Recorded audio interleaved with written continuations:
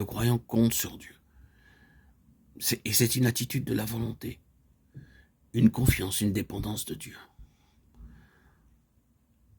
Il croit sur parole en comptant sur sa fidélité. Tandis que la contrefaçon de Satan est de se reposer passivement sur un secours surnaturel, sur des expériences surnaturelles qui détruisent la foi que l'homme doit placer en Dieu seul. Le croyant est en communion avec Dieu, en communion avec le Christ glorifié, établi entre l'homme et Dieu par le Saint-Esprit, et qui révèle l'unité d'esprit avec le Seigneur.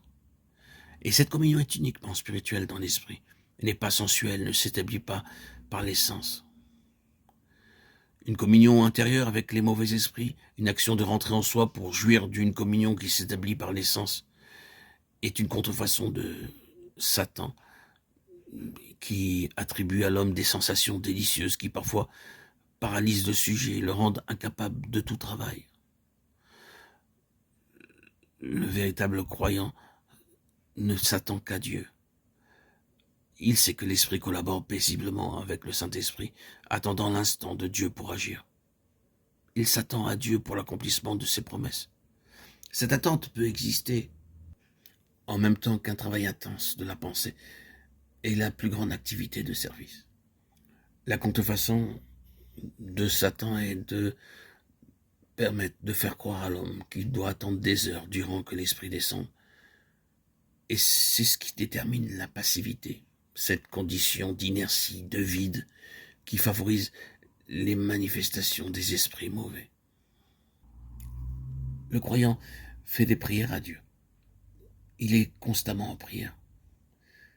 Prier Dieu, c'est avoir accès dans le Saint des Saints sur le terrain du sang de l'agneau. Hébreux 10, 19.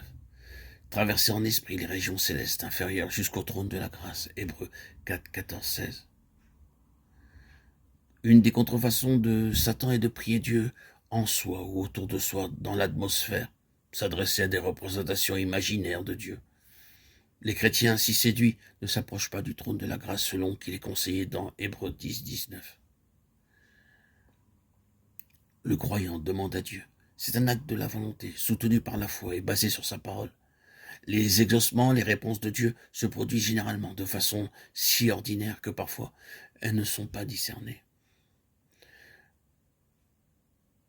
Satan désire que le croyant s'adresse au mauvais esprit, qu'il parle à des puissances surnaturelles en soi ou autour de soi. Et les réponses sont généralement sensationnelles, dramatiques. Elles frappent de terreur ou donnent au croyant le sentiment qu'il est l'objet d'une faveur spéciale.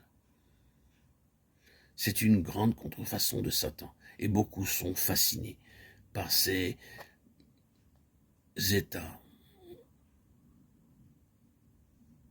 surnaturels.